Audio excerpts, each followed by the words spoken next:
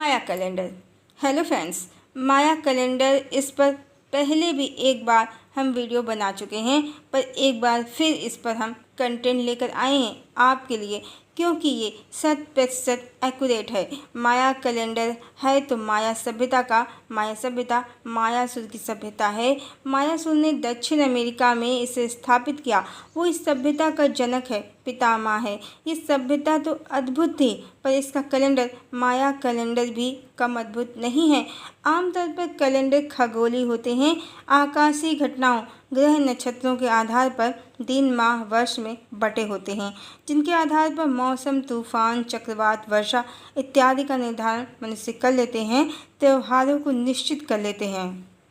पर माया कैलेंडर सिर्फ सूर्य ग्रहण, चंद्र ग्रहण ही नहीं, पूर्णिमा, अमावस ही नहीं, बल्कि ब्रह्मांड की उन ऊर्जाओं को चित्रित किए हुए है जिन्होंने मानव सभ्यता को प्रभावित किया है। और 21 दिसंबर सन 2012 को इस कैलेंडर का 13वां बागतुन समाप्त हो चुका है। 394 वर्ष का इस कैलेंडर का एक बागतुन होता है, 394 वर्ष। और सबसे खास बात यही है कि इसके बाद इस कैलेंडर में कोई तारीख नहीं है।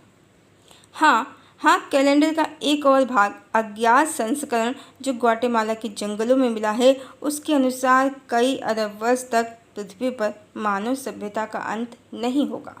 पर यदि अज्ञात संस्करण को एक तरफ रख दें तो पहले संस्करण में, इस कैलेंडर के पहले संस्करण में 21 दिसंबर 2012 के बाद कोई तारीख नहीं है, जिसके आधार पर लोगों ने ये अनुमान भी लगा लिया था कि 21 दिसंबर सन 2012 पृथ्वी पर लोगों का आखिरी दिन होगा, पर जैसा कि हुआ नहीं। इसके आधार पर इस कैलेंडर की विश्वसनीयता पर संदेह नहीं किया जा सकता है। सभ्यता बहुत विकसित थी, मायासुर भी बहुत ज्ञानी था, उसके एस्ट्रोलॉजर कहीं या ज्योतिषाचार्य भी परम ज्ञानी थे। अन्यथा दुनिया में माया कैलेंडर के अलावा कोई दूसरा ऐसा कैलेंडर ही नहीं है जो ये भी बता दे कि कब मनुष्य सभ्यता के विकास के चरम को प्राप्त होंगे और कब उनका पतन प्रारंभ होगा, और कब कब मानव सभ्यता झंझावातों और कब कब मानव सभ्यता सुसंस्कृत जीवन शैली को प्राप्त करेगी। खगोलीय कैलेंडर ग्रहण, युद्ध, पूर्णिमा, अमावस्या, सामाजिक आर्थिक स्थिति को भले ही बताते हों, पर इतने बड़े स्तर पर मानव सभ्यता के उत्कर्ष और पतन को बताने वाला तो एकमात्र माया कैलेंडर ही है। और सबसे इम्पॉर्टेंट बात, सभ्यता तो कब की समाप्त हो चुकी है, पर उसने अपने बाद आने वाले समय और उस समय के साथ दुनिया के पतन की भविष्यवाणी तक कर रखी थी अपने कैलेंडर के द्वारा। कितनी विकसित रही होगी मायासुर की माया सभ्यता, इसका अनुमान भी लगाना मुश्किल है। आजकल के टेक्निकल समय में जब जरा सी टेक्निकल प्रॉब्लम हुई नहीं कि सारा सिस्टम बैठ जाता है।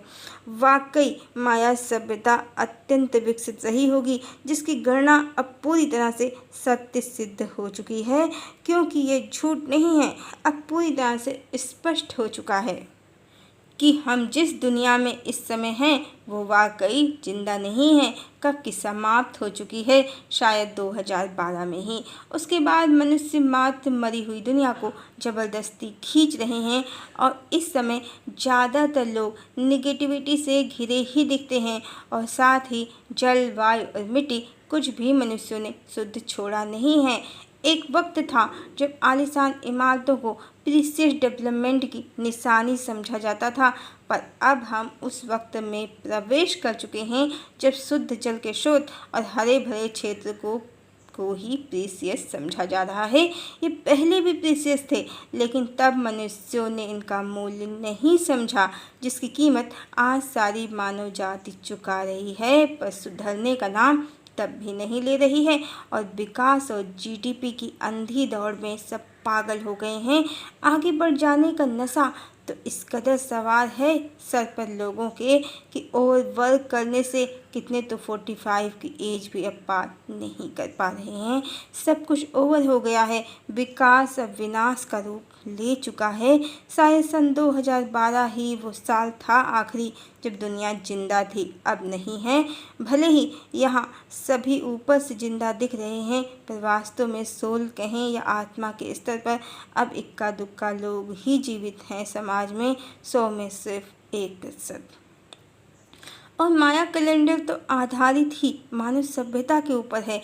शायद इसीलिए इस कैलेंडर को बनाने वालों को ये पता था कि मानव सभ्यता समय और घटनाओं के परिवर्तन से होते हुए एक दिन उस स्थान पर पहुंच जाएगी जिसके बाद धरती पर मनुष्य बहुत कम रह जाएंगे, ना के बराबर मानव सभ्यता का पतन हो जाएगा।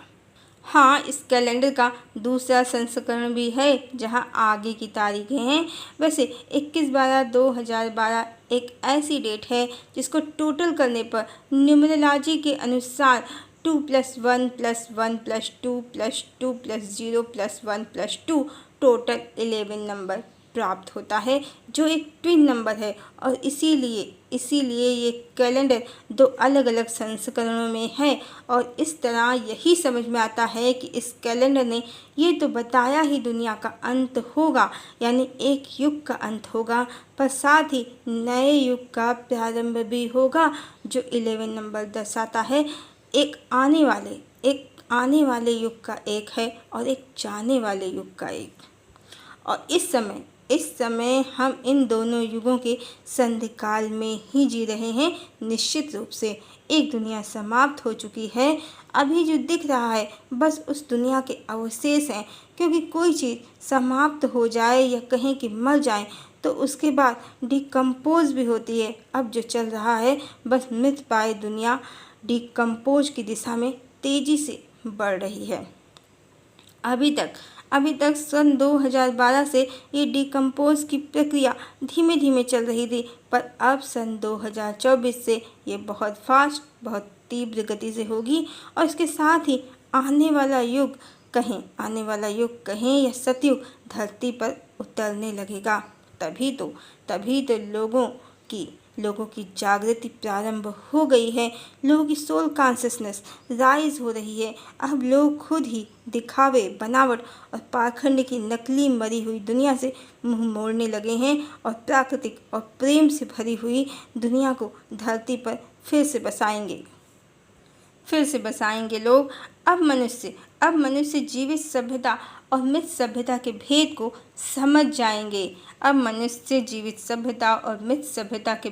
समझ जाएंगे। पश्चिम की भोगवादी सभ्यता संस्कृत एक मरी हुई सभ्यता है, इसका भेद अब लोग समझ जाएंगे। अब मेटलिस्टिक भोगों की बनावटी दुनिया, मरी हुई दुनिया से मुंह मोड़कर लोग नेचुरल लाइफ स्टाइल को, जो प्रकृति से भरी है, जिंदगी से खुशियों से भरी है, जीवित सभ्यता संस्कृत को पुनः फिर से स्थापित करेंगे और मानव जाति फिर से उन्नत सभ्यता को प्राप्त करेगी। आज जो सभ्यता है वो बिल्कुल भी उन्नत नहीं है, ये अवश्य समझना चाहिए, क्योंकि सभ्यता वही उन्नत होती है जहाँ जल, वायु, धरा सब स्वच्छ हों, शुद्ध हों, प्रसन्न हों, और साथ ही जहाँ सभी प्राणी और सभी मनुष्य एक साथ प्रसन्नता और आनंद पूर्वक रह रहे हों, कोई भेदभाव भी ना हो। और इस समय ऐसा कुछ भी नहीं है, बल्कि सब कुछ इसके विपरीत है, बिल्कुल विपरीत है। यदि इसे उन्नत सभ्यता या सभ्यता और संस्कृति का उत्कर्ष समझा जा रहा है तो ये मात्र कली की माया है, अन्यथा हर तरह के सामाजिक अपराध इस समय चरम पर हैं। मनुष्य तन मन दोनों से अस्वस्थ हैं।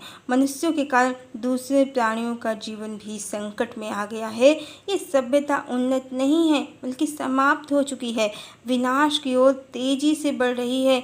मानना होगा माया कैलेंडर 100% सत्य सिद्ध हो गया है। हरिओम।